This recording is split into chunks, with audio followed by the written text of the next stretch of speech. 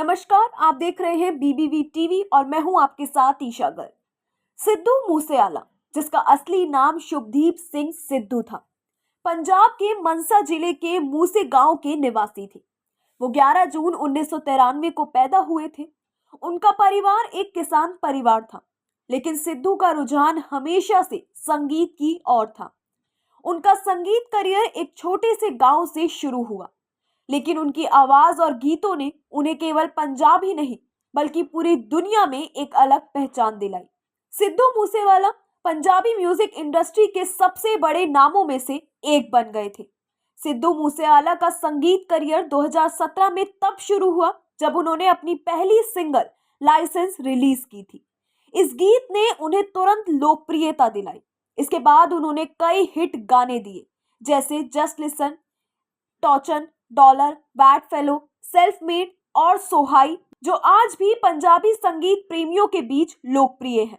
उनकी गायकी में उनके जीवन के अनुभव, संघर्ष और अपनी जड़ों से जुड़े होने का असर था। सिद्धू मूसेवाला का संगीत केवल पंजाब में ही नहीं बल्कि विदेशों में भी काफी ज्यादा लोकप्रिय हो गया। उनका संगीत पंजाबी युवाओं के बीच एक नई लहर की तरह आया। वो न केवल एक गायक थे बल्कि एक लेखक, निर्माता और रैपर भी थे। उन्होंने अपने गीतों में अपनी कहानियां, संघर्ष, प्यार और कभी ना हार मानने का संदेश दिया। उनके गीतों में एक अनोखी बात थी कि वो अपनी जड़ों से जुड़े रहते हुए भी एक आधुनिक दृष्टिकोण अपनाते थे। सिद्धू के गीतों में अक्सर पंजाबी संस्कृति से समाज की समस्याओं का जिक्र मिलता था। सिद्धू मूसेवाला अपने संगीत के साथ साथ अपने विवादास्पद बयानों और जीवन शैली के लिए भी बेहद प्रसिद्ध थे।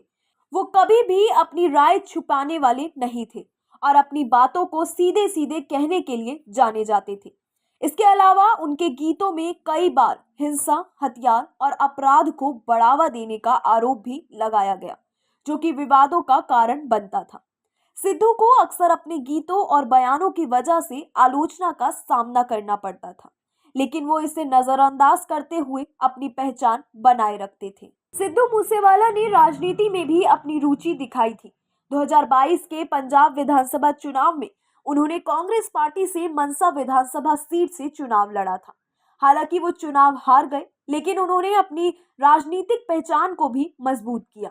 सिद्धू का मानना था कि पंजाबी युवाओं को सही दिशा दिखाने के लिए राजनीति में भी कदम रखना जरूरी है।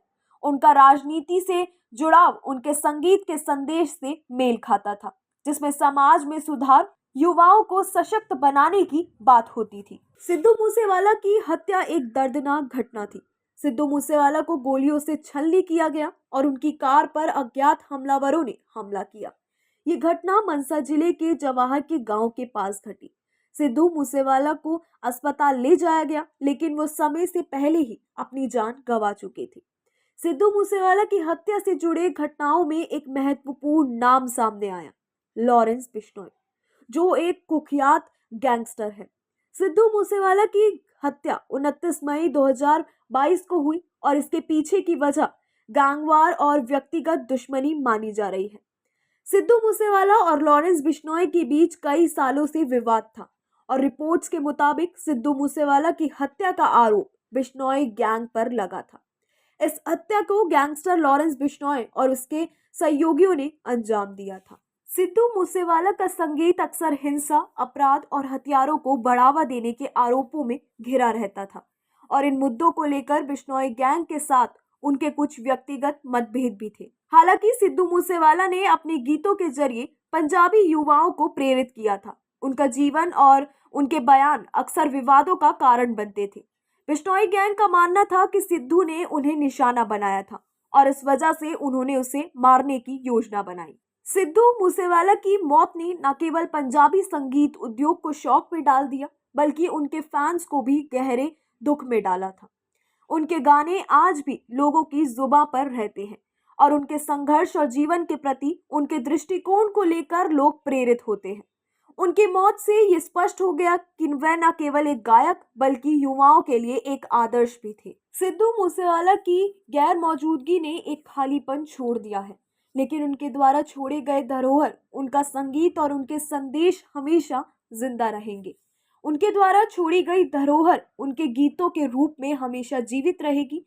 सिद्धू की कहानी हमें ये सिखाती है कि जीवन बहुत कीमती है और कभी-कभी किसी एक पल की वजह से हमें अपने प्रियजनों को खोना पड़ जाता है, लेकिन उनका संगीत और उनके विचार हमेशा हमारे दिल में रहेंगे। तो इस वीडियो में फिलहाल के लिए इतना ही। आपसे फिर मुलाकात होगी। धन्यवाद।